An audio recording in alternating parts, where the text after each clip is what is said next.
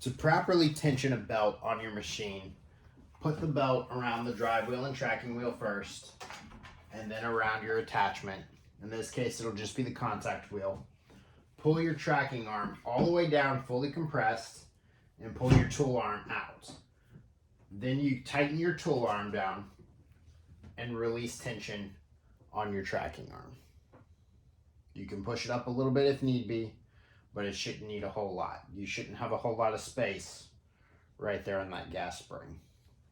You can also then pull your belt and make sure that it's tracking straight on the tracking wheel and the drive wheel.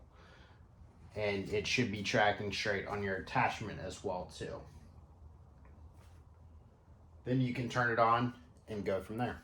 For our current 2022 chassis that we have on the market right now, we have a couple of tips for fine tuning and tracking to make sure that your belt is running straight on your attachments.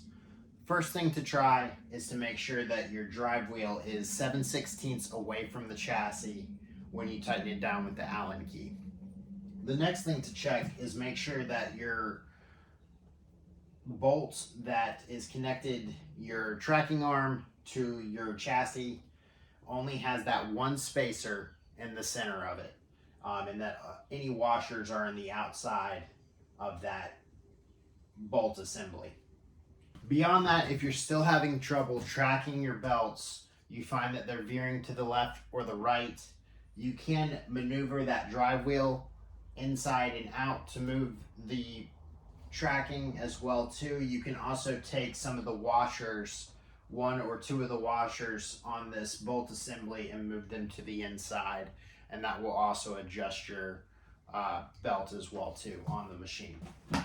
If you're still having troubles with tracking after doing those following tips there, you can also take your wheel, flip it 180 degrees, and try putting that on the machine that way, and that can mitigate some movement as well too. Proper tensioning is also important for wobble.